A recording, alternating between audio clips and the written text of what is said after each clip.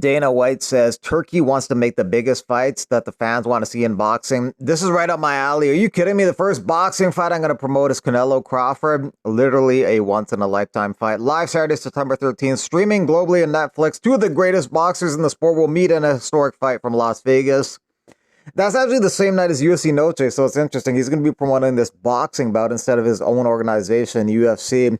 Maybe that's why they did UFC Noche, a non-pay-per-view and a fight night card in San Antonio, instead of doing like a massive pay-per-view like they did last year. O'Malley versus Merab 1 at the Sphere. Dana has a lot of projects outside of the UFC now, from boxing, slap fighting, energy drinks, degenerate gambling. Yair Rodriguez was saying Diego Lopez should fight Jean Silva. Don't run from him. And Diego Lopez says, let's get to the facts. After the fight with Volt, the UFC contacted me asking how I was doing. I told them all the recommendations the doctors had given me. I said I'd be ready to fight in September. They offered Aaron Pico. I said yes. 2 days later, they offered me Jean Silva. I said yes. When the UFC moves their fight night card to San Antonio, Yair Rodriguez, I said yes.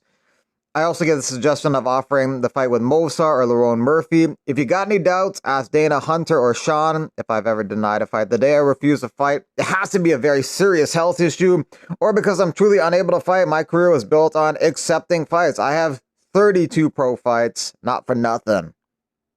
Edson Barboza is moving back up to lightweight. He's taking under card close at UFC 319, August 16th in Chicago, Illinois. That's the card headlined by DDP versus Hamzat Chimaev.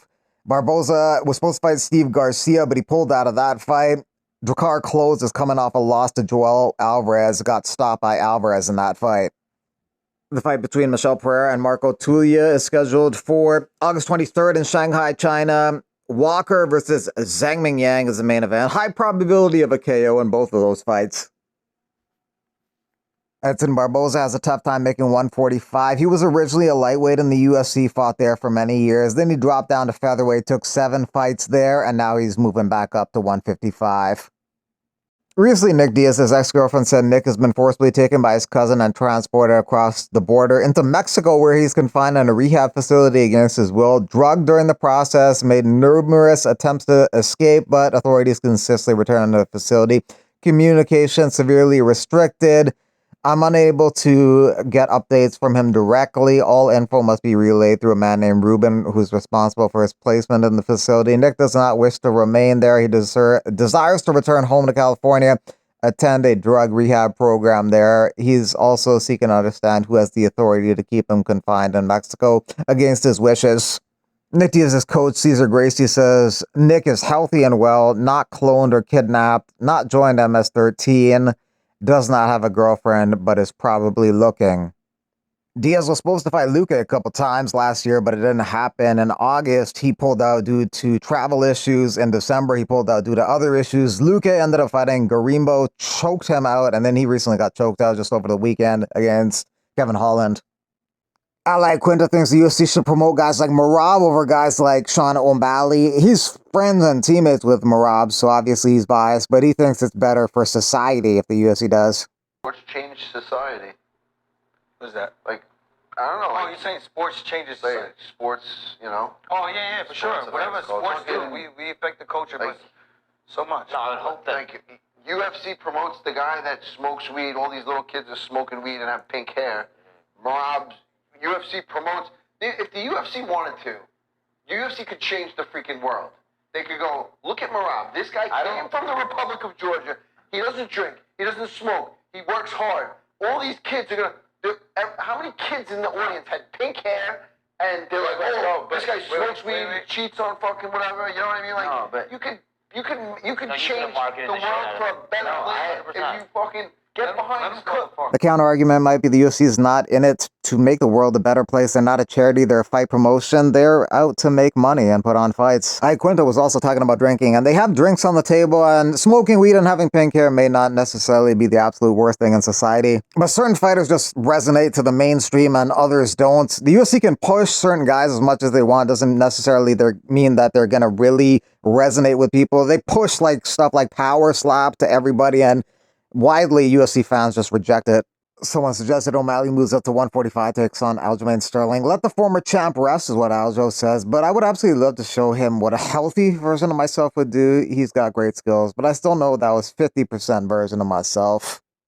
Yuri Prohashka says his thesis defense is done, and now he just has to fully focus on state final exams in 2 weeks. He has no fight scheduled at the moment. He's coming off that knockout victory over Jamal Hill. Wim Buckley takes on Kamaru Usman in the main event Saturday at UFC Fight Night Atlanta. Buckley wants to get a bonus and donate that money to charity in St. Louis. Bless us with fighting tonight. I want to take the opportunity, man, to donate the bonus that I get to the St. Louis disaster relief, you know what I mean, for the tornado that hit St. Louis. Because, you know, it's unfortunate that that situation happened to St. Louis. But one thing I say coming out of that situation, St. Louis came together, right? St. Louis came together as a community, man, by cleaning, by feeding, by sharing, by caring about one another, you know? So with that being said, man, I'm proud of y'all. I'm proud of St. Louis, you know? This fight is for y'all. Hey, what up, guys? Chris here. Big day for me today, June 10th, which means today is 7 years. No drugs, no alcohol. Most everybody knows my story, you know. It took me a few years to really get on track, you know. I would get some amount of sobriety, and then I'd fall off, and then I'd get a year, and then I'd fall off, and then another year, and then I fell off, and so, you know, like I always say, the struggle is very real, you know. My heart goes out to anybody that suffers from you know, drug and alcohol abuse, and you know, there's a better option. If I can do it, you can do it, you know. You can have a phenomenal life, you know. It takes a little work, takes a little effort, but I'm convinced that anybody can turn their life around. I'm a testament to that. So, you know, like I always say, listen, if you're struggling,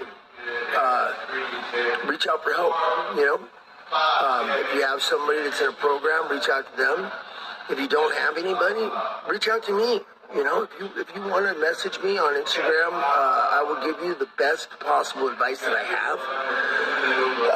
You know, which is just this. Listen, the answer is simple, not easy, but simple.